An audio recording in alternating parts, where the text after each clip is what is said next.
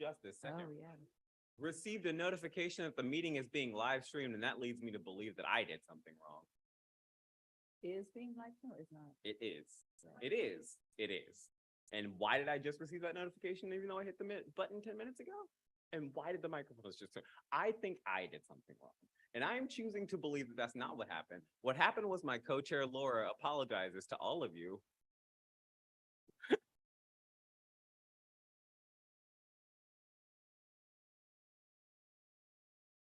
I love this for us. If you're here, you are here, because why wouldn't you be here? We're 20 minutes into the thing, and we're just going to do it from the top. Like we're good. We're good. Microphones are on. We're good. Microphones are on. Yeah. Thundercats are go. I think we're good. And that means that the first thing I want to do is introduce you to our executive director. So first up, I'm going to have, again, the executive director of CLAGS come and talk to you a bit about CLAGS as an institution. Matt Brim.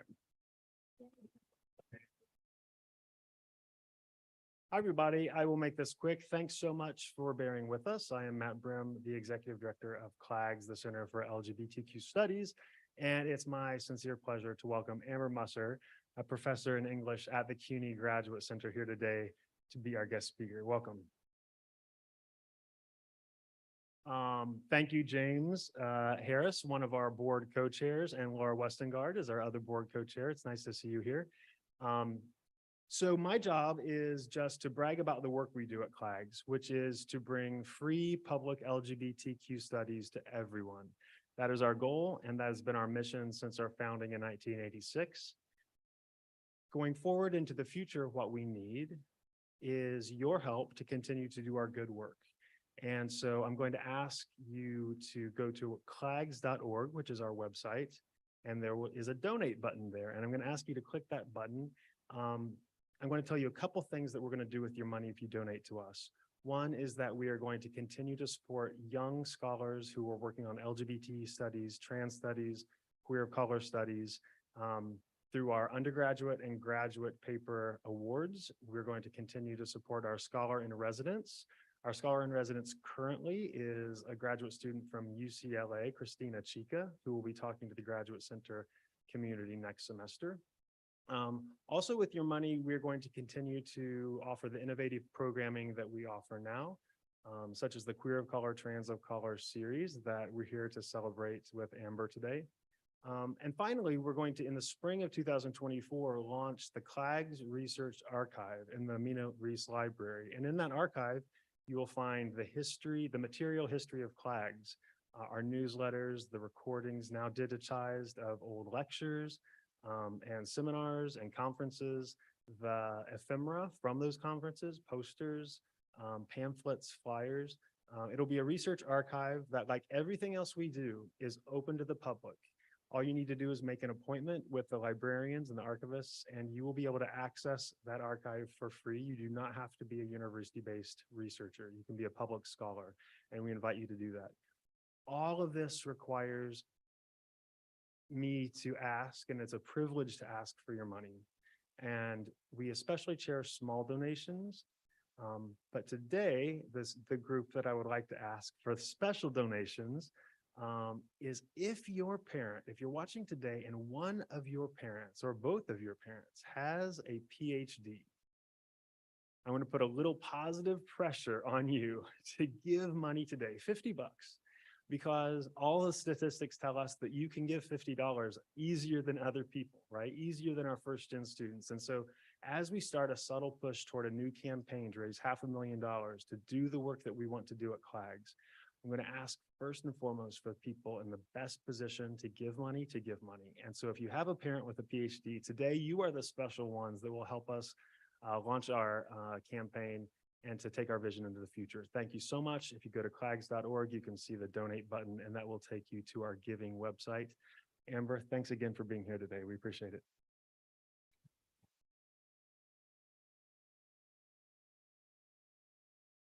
So much better at that than I am. Really, we need your support, and we appreciate it so much, and it makes things like this possible. And as I mentioned last month, this has slowly but surely become my absolute favorite thing to do. And tonight, this afternoon, absolutely no exception. I'm so excited to share this thinker with you. So I'm going to read this bio that will intimidate you because you should be intimidated. And know as I do so that we are talking to also someone who is, in addition to being brilliant and, like paradigm shifting and like, path breaking and all those things, just also a great person and really warm and welcoming and inviting to talk to and think with. Dr. Amber Musser, published widely on race and critical theory, queer femininities and race and sexuality, and queer of color critique. She has an MST in women's studies from Oxford University and her PhD in history of science from Harvard University. She's had fellowships at NYU's Draper program in gender studies, Brown University's Pembroke Center for teaching on research in women. Her research has been supported by grants from the Ruth Landis Memorial Fellowship and the Arts Writers Grant from the Warhol Foundation. She previously taught at New York University, Washington University in St. Louis, and George Washington University, working against the framing of Black and brown bodies as sexualized and objectified. Her second monograph, Sensual Excess, Queer Femininity and Brown Jouissance, from NYU Press in 2018, turns towards sensation and aesthetics in order to imagine epistemologies of sensuality that emerge from fleshiness. She's currently working on a research project on noise. She writes art criticism from the Brooklyn Rail. There are so many things I want to talk about and think through. I am so deeply excited to share with you Amber Musser.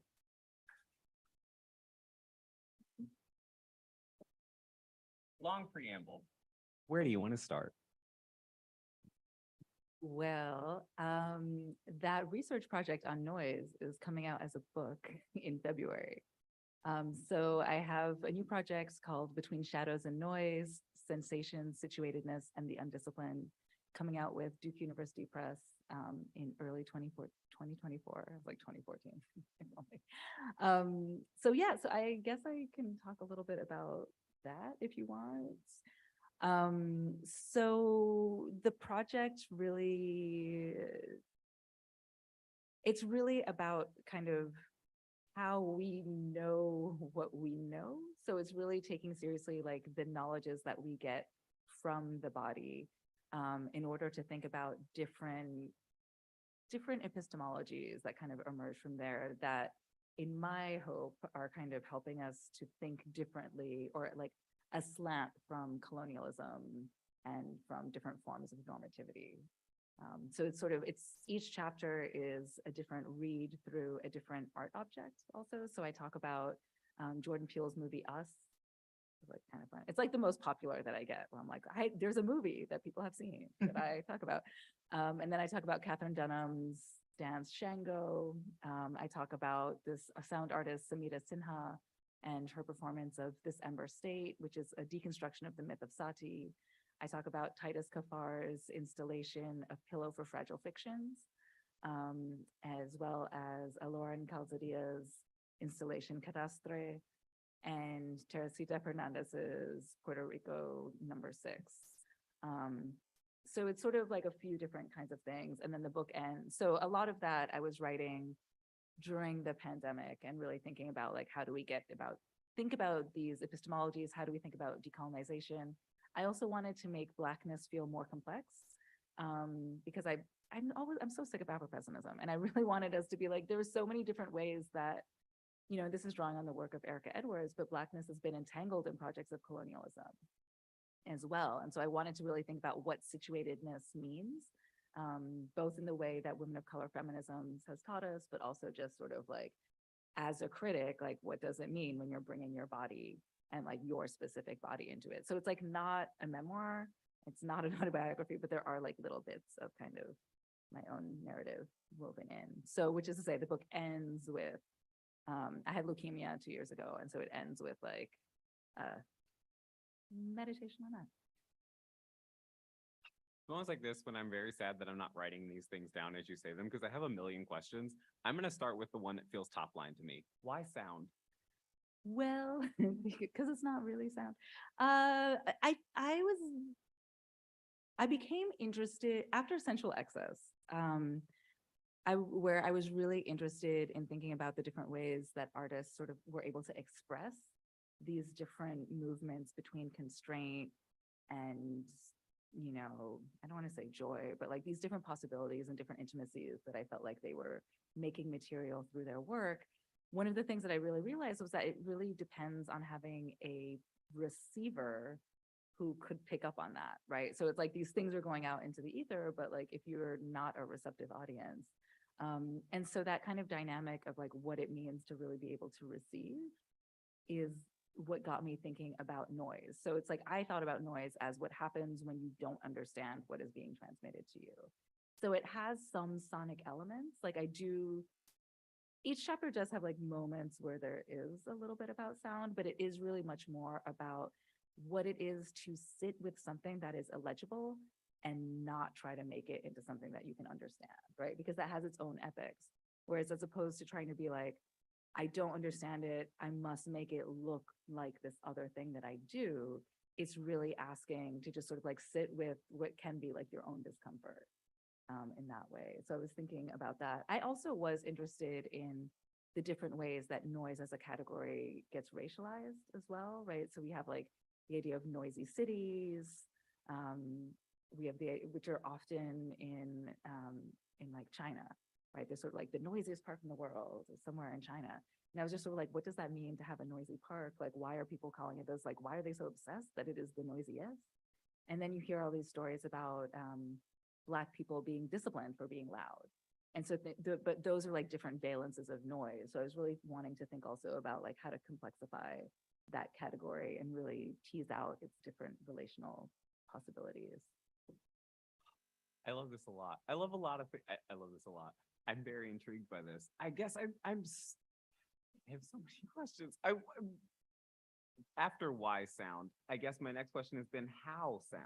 So like one of the things that I love about your work, one of the things that I like when I heard Amber Musser was going to do this, I said, yes, please, yes. In part because like your first book, Sensational Flesh, is like all about like sensations, right? And like writing feeling, as I said this to you earlier, like writing feeling is really hard to do. I can't imagine writing sound isn't harder. Well, so that, okay, so sometimes I feel like I sit in my room and I'm like, what can be a fun way to stretch myself? No, for real. I mean, and so I was like, I am interested in sensation, and there's always an edge of kind of like, well, what can I really, is there a way for me to communicate what I am feeling in writing, even though I'm not talking about linguistic things exactly? And so first I wanted to start just writing about music, and I realized that like I could not do it because I'm not trained in music, so I had no language for being able to do that. So I sort of put things away, and then I was like, well, sound, I can translate that into the flesh in ways I just talked about. So I had that going. But then I became really more interested in just like the different ways that the body registers different things, which I should say that one of the things I did during the pandemic was I took a lot of different types of online courses. Like I took a course on tarot. I took a course on herbalism. I took a course on yin yoga. I learned a lot about Chinese traditional medicine. And all of that is actually in the book now. I did get that they were research expenses, but they were like legitimate research expenses. Can I actually pause and just ask, what on earth does one learn in an online tarot class? I do tarot every day, so I learned a lot. To read or Yeah. okay. Yeah. But it was just like, for me, it was like all about, there were all of the, what I realized when I wasn't able to write about sound in a satisfying way was that there are all these different, there are already all of these existing different ways of making sense of the body and what it knows. And so if I could sort of tap into that and like learn a little bit about that and like think about, so like, for example, when I was taking the herbalism course, just like learning about the different adjectives that people were using for thinking about like what bitterness means, what like the different ways that different plants like activate different parts of the system. And they're like, oh, this, circulates this way and this swells in this way. And then suddenly you're like, oh, I know so much more about how my body works. And these are different sensations. So it's like those kinds of things. And then with tarot, it's all about like the different energies and sort of like what is Empress energy and what is Wheel of, and so just sitting and thinking with that gave me a lot more vocabulary for, this is really what happened, for thinking, you're just, So intrigued. I guess I'm wondering about, okay, so now we have to talk about translation. How do you take that knowledge and turn it into this book? and we have to buy the book. See what happened. There's a pre-sale code. But I mean, a lot, well, that's where the importance of situatedness comes in, right? Because the thing with all of these knowledges is that they're not, they really depend on how you understand where your body is in any given moment in time. And so it was like that's the element of sensation that's always been interesting to me. It's never been about like, well, if I write, if we say this, that's true for everybody always. But it's sort of like, how can we get even more specific and have that specificity be meaningful in some way and like tell us something about the way power is functioning or the way people understand possibility, right? And so I think that those things are still happening, but it's just as opposed to thinking about, I don't know, like the force of heteronormativity, like it's thinking through like the possibility that working through the taste of bitterness gets when it induces rest, right? And that becomes like a different epistemology through like a different sensory orientation. But it's through this, I know, I feel like I sound so flaky, but it's like, but it's like through this other mode of knowing. It's like through these traditional herbal methods that we understand like that bitterness stimulates the digestive system and therefore like release and therefore like lets the adrenal glands relax, and so produces like these different things. And so for me, thinking about like where I could place that in Titus Kafar's sculpture, because there's tamarind there, which is like a bitter, was like I was like, oh, so this sculpture is actually like a critique of the economies of sugar and productivity and capitalism that demand sort of all of this movement. And if we think about what is being solicited by the tamarind, it's not just that it's there, but it's also about this whole other mode of being, right? But it's not exactly visibilized by the sculpture because you just see this liquid. And so it's like things like that, where it's kind of, that's why it's between shadows and noise. It's like the underside, but it makes things possible. So I promise I'll let you ask questions.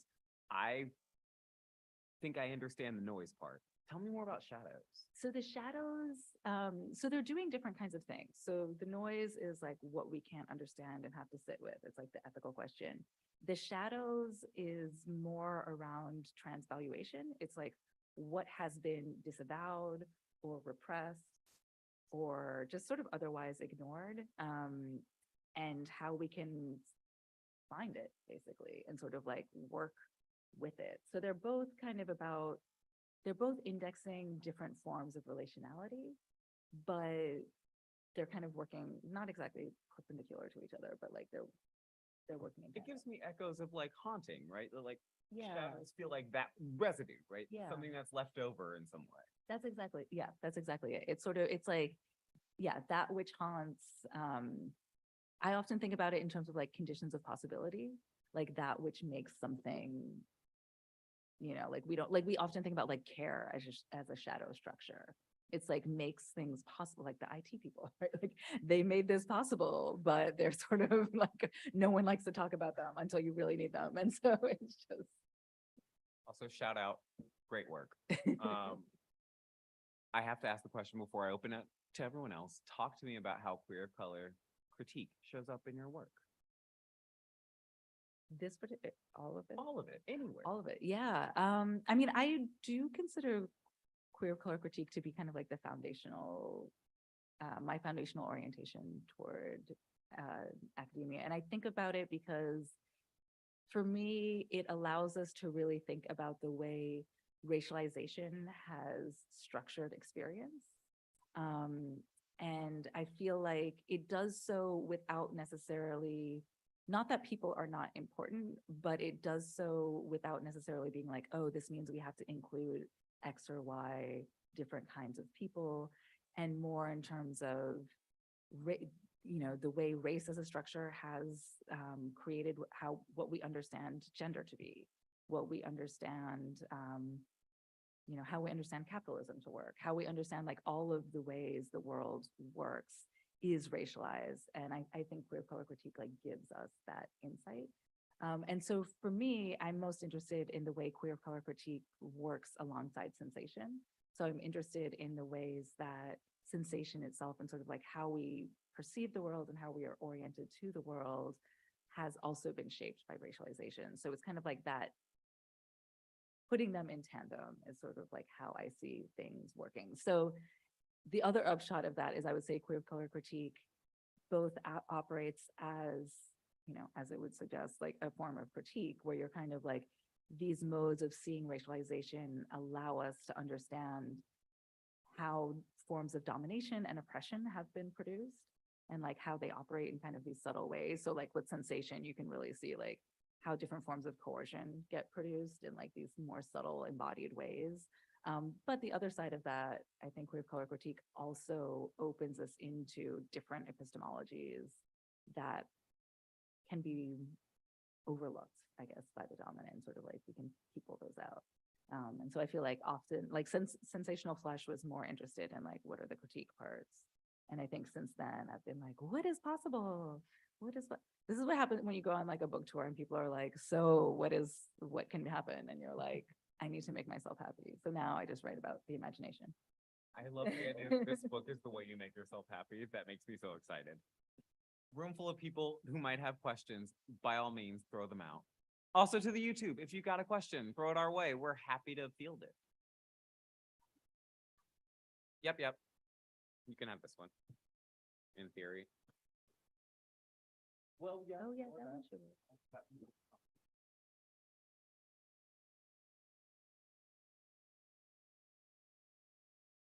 Thank you. Hi, my name is Inma. I'm fascinated by this new book of yours. I think some of the ideas that ended up in that book were maybe like circulated in our class. So I am taking credit. But yeah, my question is about, so after having done this work around subjugated knowledges and the ways that, let me see if I got this right, and the ways that these knowledges have the potential to change our inner landscapes in ways that are meaningful as to how we express ourselves in the world and how we relate to each other. So after having done that work, how optimistic are you to see how maybe these subjugated knowledges have potential in the political realm? And before you answer, let me just say, I don't think that there needs to be a political horizon to valorizing like other knowledges. I think they exist and they will continue to exist at the margins of. But I'm particularly interested in the idea of like the post-nation and how maybe we can somehow start thinking differently about geopolitical configurations that don't attend to, the knowledges that are not the cool knowledges. So yeah, thank you. Yeah, that is a good question. I mean, I think it's tricky to answer because there are two components, right? So one of the things with thinking about situatedness is that it's against theorizations of individuation, right? So it's like not meant to be like, you are so special as an individual, but it is invested in specificity, which makes thinking about like political collectivity challenging. I would say that I guess like the optimism that I have is in the ethical impulse of the project, so that it's not necessarily about producing various collectivities, but it is trying to produce, I don't know, like trying to underscore like the importance of what it is to have difference, right? Because I think we're in a moment politically when the world is really trying to just like homogenize and flatten and just sort of be like, no, this is only, we only have this and this. And like, we're just trying to, there's just this force inward. And so I think there is something important about sort of like resurrecting the like, no, there are lots of different forms of difference and we need to just be able to be with that. That does not speak to the post-nation exactly. And I think in general, I don't know what to say with like what the political horizon of an ethics is, right? Like, I think it's very important to have an ethics, but I'm not sure that it necessarily leads exactly or very neatly to like mobilization in any particular way. So there, so it's kind of, I'm not sure. Optimism isn't, I don't think optimism is like the framing I would use. I guess I would say that I feel like I produced a strategy, but not a plan. If that makes sense, right? So we have a question from one of our YouTube viewers. I'm going to read it out, and it's short and simple, but also really difficult. How is coercion produced? That's it. Oh, that one. Whenever you're ready. Go. How is coercion? I think there are many ways that coercion can be produced. I guess the one that I talk about in this most recent project, and I think sort of like the residue bleeds over into other, maybe I've thought about it maybe less explicitly in other ones, which just still has to do with this kind of like flattening towards homogenization, right? And this pull towards consolidating, and Candace True actually talks about this in terms of like a sense in common, or sort of like this idea that like we all, in some ways, like some of the function of pedagogy in the bad way can be read as like teaching people that there is like one way to feel or one way to respond or one way to do that. And so that's, I guess, like what I'm reading as coercive, in that sort of training of the senses to not take into account these forms of specificity and to sort of disallow all these other types of, subjugated knowledges or all of these other types of things.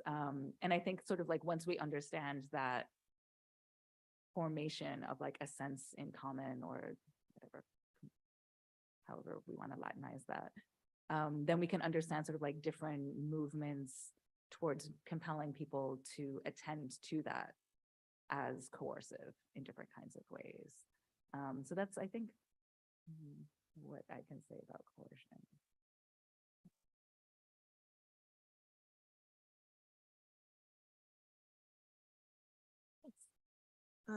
Hi, I'm Jen. I have a question about the kind of tonal shift of your last, like if you're looking at all three of these books, moving from ideas of sensuality to noise and shadow as maybe not the body, but as products of the body. And I also couldn't help but latch on to you mentioning that you include an analysis of us. And in this spookiest of seasons, I was wondering if you could talk about maybe noise and shadow as kind of like the darker sides, if there's some sort of kind of tonal shift across your whole work, what you did with like that movie in particular, and how it relates to the project overall. Yeah. It's interesting. Until this moment, I had not really thought about the darker side of it, but it is literally true. So a lot of what I'm interested in that movie is, there's sort of like two projects. Like one is understanding the way that Jordan Peele has mobilized the genre of horror to help us understand how Black femininity presents as threat, no matter what one does. So it's kind of like we have these two sides, and like half the movie we think one of them is threatening, and then we're like, oh no, it's actually the other one. Sorry, spoiler. It's actually the other one, but actually it's like both, right? And so it's sort of and so I feel I'm fascinated with like his play with genre to mobilize like domesticity as part of the threat of Black femininity, privacy as part of this threat. There's agency, like all of these things get kind of estranged. There's that part, and then there's also there's repeated imagery or return to this figure of the little girl in the mirror. And for me, that's where the noise resides. So it's like the shadowy figure of the Red and Adelaide, and then we have the noise of the little girl. And sort of thinking about like how the way that she understands her world, and like also the way she kind of works, like, not against it, but what she we don't actually understand her. And she perpetually like interrupts the narrative in ways that I think remind us that there's always this like uncontainable element. But it's hard to say, I mean, I wouldn't say optimism, right? Because we sort of know who she becomes, but we still have this moment where there's something else happening. And so I think that I guess that's the tonal shift is maybe like there's more of a horizon on the optimism of sort of, I'm interested in this sort of like, we just don't know like what could happen. Maybe this, maybe that. And I mean, I don't know if it's sort of a response to just like, we are all in this, we're not in the best world situation right now. And so it's maybe kind of more of a recognition of that. But I will say that when I was writing it, I wasn't thinking about it as a tonal shift. I was really thinking about myself as burrowing more deeply into the body, which I guess we could think of as darker in certain, in some ways it literally is like farther from the light of the world. But I was really thinking about just going like, how much more inside sensation can I get? Right. And like, if I'm thinking with the energetic, or if I'm thinking with these things, like to me, that felt just like even more internal, but not necessarily like spooky or like more pessimistic, but just sort of harder to illuminate. Other questions? Yeah, I'll walk this mic right back to you. Amber, thank you so much for these comments. This is a question. I know that you are a respected mentor and that you enjoy mentorship. And so I just wonder if you could say a few words about that in terms of the relationship between different people in the academy, but also how you reach out to people outside of the academy as a mentor too, not only in order to bring them in, right, but in order to get out for yourself. I know, I was like, Matt, talk about a tonal shift. Like, yeah, I'm trying to think of how to respond to that. I mean, I do feel like most of my interactions lately outside the academy have been especially in relation to the art world. And I enjoy getting to know artists, and just partially because I feel like basically this actually sort of goes back to the questions of coercion and the building of the sense in common, where if you spend a lot of time talking to other academics, you feel like you're just in one little room where you're just like, yes, we all agree. Yes, oh my God, this is terrible. Or like, and so it is amazing to be able to, whenever you have conversations with anyone outside of that, to be like, we're all people. So we often have things that we all care about in common, and sort of just seeing like what people want to talk about and how they approach it, and sort of like how to build those bridges, I find interesting. So when I'm talking to artists, like sort of saying like, okay, your project is also thinking about where your mother came from, and like how you're going to use these like old, I'm going to say old plants, but I mean herbal medicine, like old wisdom, but just sort of like thinking about that, and like that will show up as like, I don't even know, like watercolors or photographs, and just sort of thinking about like that process of like, wow, we're both interested in the same thing, and like how do we communicate with each other in order to like share our knowledge between. I know that's not mentorship, but that's just sort of how I'm thinking about like where this knowledge goes in. That's still sort of in a more ephemeral realm, but that's kind of, yeah, that's like one place. I do also spend a lot of time with like a 10-year-old. I feel like our conversations are literally about sneakers. So it's not, I don't know that I'm being like utilized for my expertise in that domain. But I do think that ethical framing is always like part of it. It's just sort of like, how do you be with people and listen I guess is what I think is, yeah. the biggest thing. You have a question? Okay.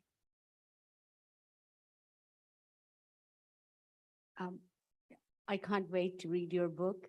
But I was wondering, you just mentioned ephemerality, and I was wondering, shadows, things can be very ephemeral, and also the horizon of possibility. I was just thinking about Jose Munoz, him studying Amari Baraka's play and talking about how it traces the possibilities there, but it's just gone, So I was wondering if you can talk about shadows and if ephemerality plays any role in your readings in the book.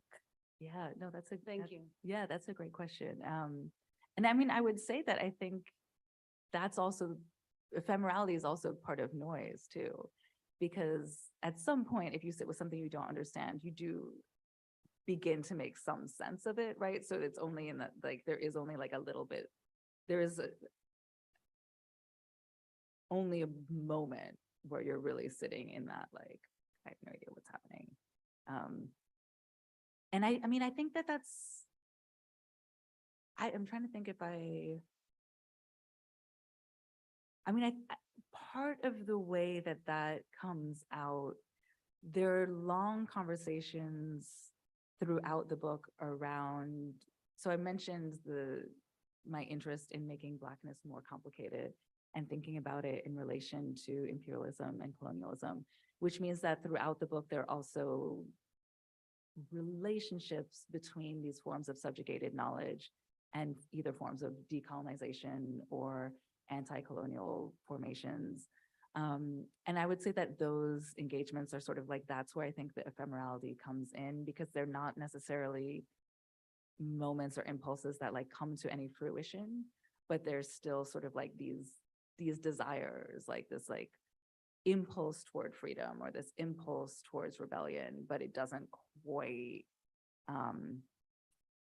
this is going back to your question, but it doesn't like quite coalesce into a like, and this is my radical thing. It's just sort of like, and then, which is not to say that those movements cannot do that, but just in sort of like, what I wanted to register was sort of like the desire for that feeling, and that can be part of what one brings to, wanting to read a different epistemology or wanting to read for a different kind of knowledge happening. But what that does, that doesn't then answer the question of like, where does that, the book is not necessarily oriented towards being like, and then we do this, but that's why I said it's not a plan, but it's sets of strategies. So it's like they're ideas and impulses, but they're not necessarily coalescing into a particular thing. And that's where I think the temporal dimensions of the shadows and noise really plays out.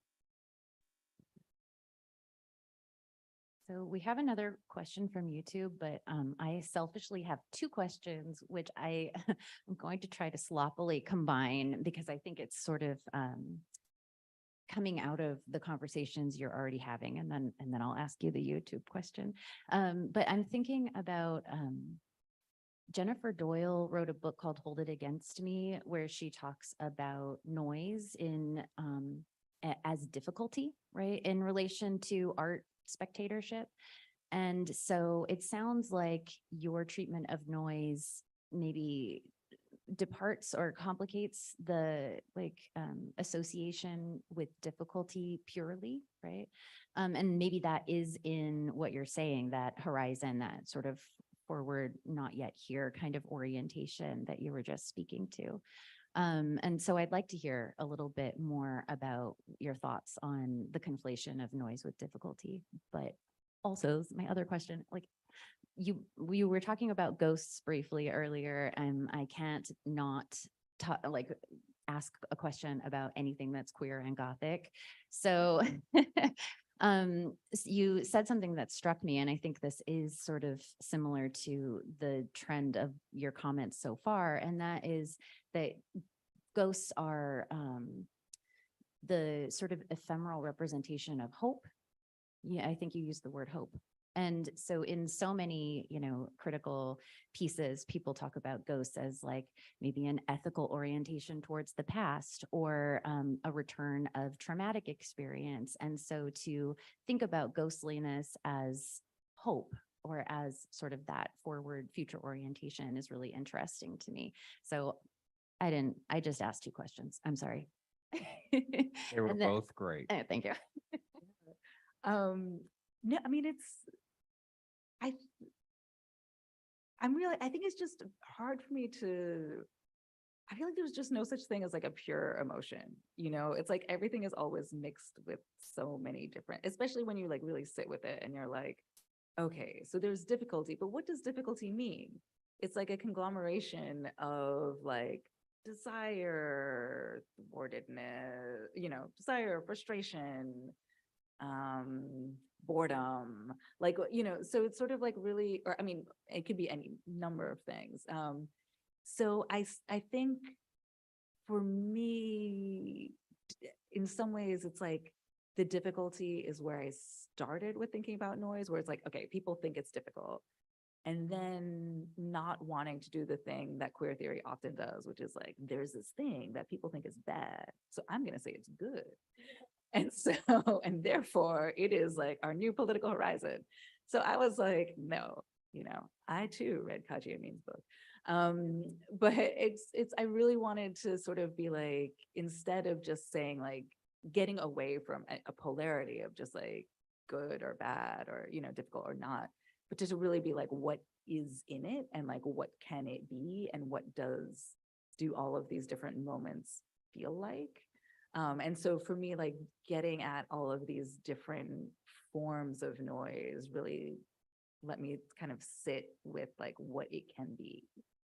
Because sometimes it's not like one of the things that is not part of the book, but for a while I was writing about some artists that it's more ambient noise. So it's more like a hum.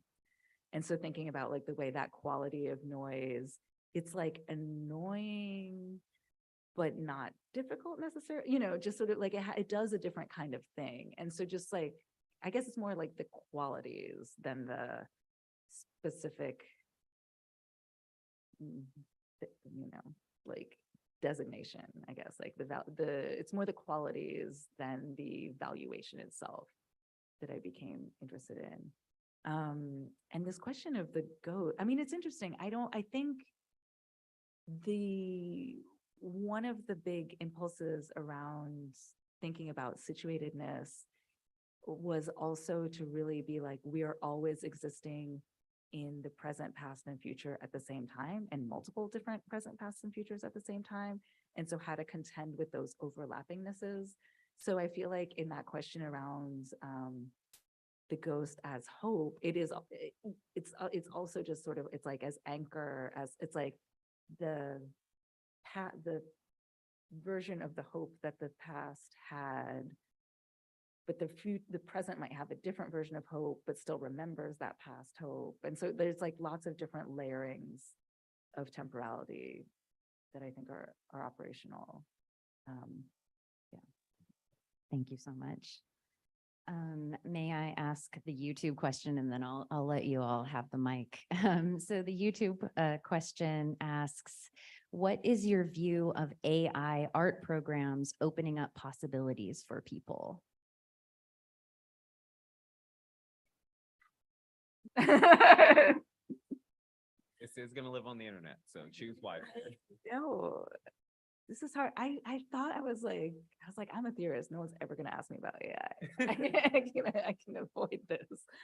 Well, I mean, well, okay. I think this actually does piggyback on what I was just saying about like in some ways, AI really is this externalized version of the thickness of being and the presence that I was just talking about, right? Because it's sort of like, if we ourselves are always our past, different versions of our past, different versions of our futures, different versions of our presence all at the same time, AI is that, but just like even the collective we's version of that. So it would make sense that there would be these possibilities in it. I think what's complicated, or that, you know, that it can generate all of these rich possibilities. I think what I want to pay attention to, and this doesn't mean that AI can't do it, but I think there's also something in the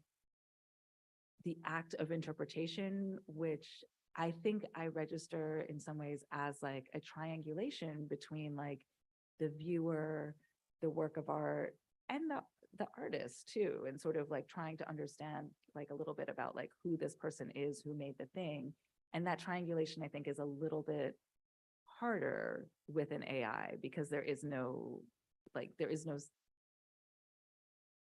it's harder to put your finger on like what the consciousness of that being is, because it's not really singular. And so I think that it becomes an interpretive question, which doesn't mean that the art isn't good or interesting, but it's the question of just sort of like, how do we want to sit with the art and how do we want it to unfold for us? Because in that way, it sort of maybe becomes more of a one-sided conversation. Like you're not really having a conversation with the AI exactly, but you're having a conversation with yourself and like what it's unlocking in you, which can be fine, but it's just a different thing. I believe we've got time for about one more question. And if nobody's got it, I will ask the one that it's the dumbest question. You mentioned sound, and now I have to know, what are you listening to these days? Oh, oh man. Right? I know. It's a weirdly a hard It's question. very personal.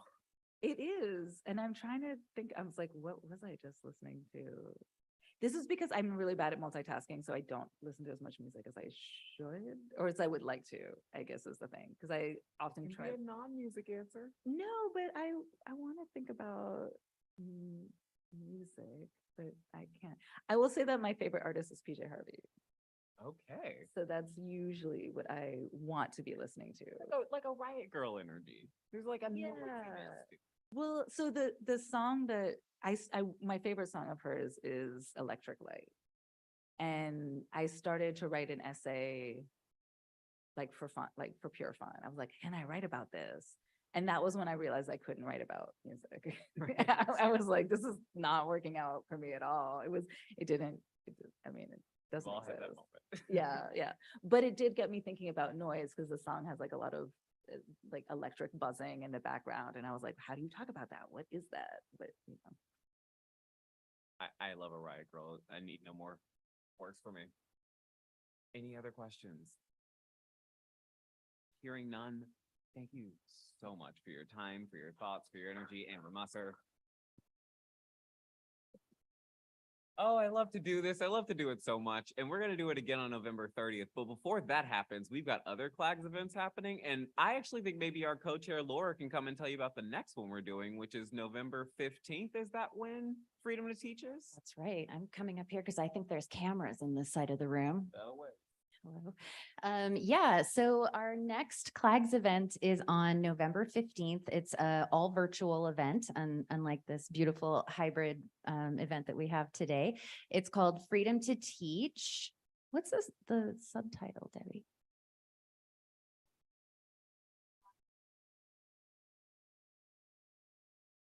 A conversation on Black and queer/trans studies now. And it brings together folks who are directors or past directors, people who have run or are currently running Black studies or queer studies programs. Specifically, a couple of people from Florida who were, ousted from their positions at New College of Florida. And so we're going to kind of, and also myself, I'm one of the panelists because I run a minor in gender and sexuality studies here at CUNY. So we're going to talk about the challenges sort of as they span across states and different disciplines. So it's really, and Deborah Biswas here is a board member who will be moderating the panel. I'm so excited for this one, really. It's gonna be a great conversation. And then we're gonna be back here on November 30th for Lou Cornum from NYU for the last of our queer of color, trans of color conversations for the year. And then we're heading into Kessler, where we're gonna celebrate E. Patrick Johnson. We're so excited about that. We've got so many things lined up, and you can find out more about all of them if you head to clags.org, where you can click on that donate button and continue to support this incredible work. Thank you so much for your time, for your energy. Have a fantastic night wherever you are. You guys are so